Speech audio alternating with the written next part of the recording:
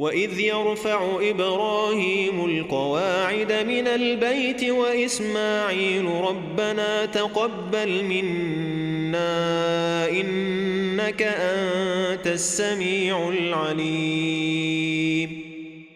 ربنا واجعلنا مسلمين لك ومن ذريتنا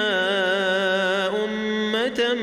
مسلمة لك وأرنا مناسكنا وتب علينا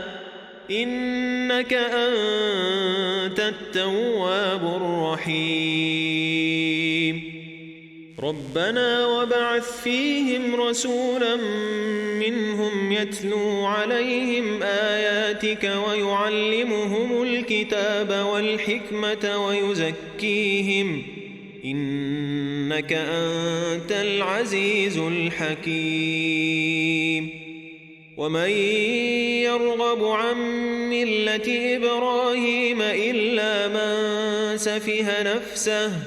ولقد اصطفيناه في الدنيا وإنه في الآخرة لمن الصالحين إذ قال له ربه أسلم قال أسلمت لرب العالمين ووصى بها إبراهيم بنيه ويعقوب يا بني إن الله اصطفى لكم الدين فلا تموتن إلا وأنتم مسلمون أم كنتم شهداء إذ حضر يعقوب الموت إذ قال لبنيه ما تعبدون من بعدي قالوا نعبد إلهك وإله آبائك إبراهيم وإسماعيل وإسحاق إلها واحدا ونحن له مسلمون تلك أمة قد خلت لها ما كسبت ولكم ما كسبتم ولا تسألون عما كانوا يعملون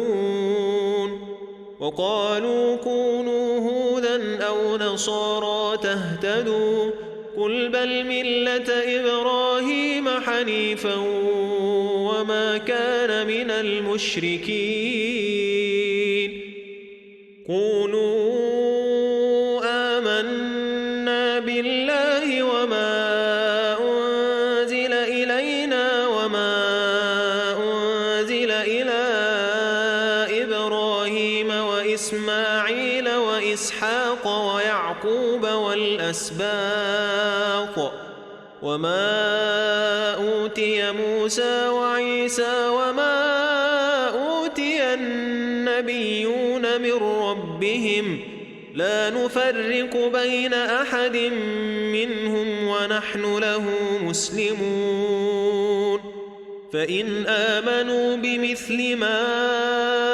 آمنتم به فقد اهتدوا وإن تولوا فإنما هم في شقاق فسيكفيكهم الله وهو السميع العليم صبغة الله ومن أحسن من الله صبغة ونحن له عابدون قل أتحاجوننا في الله وهو ربنا وربكم ولنا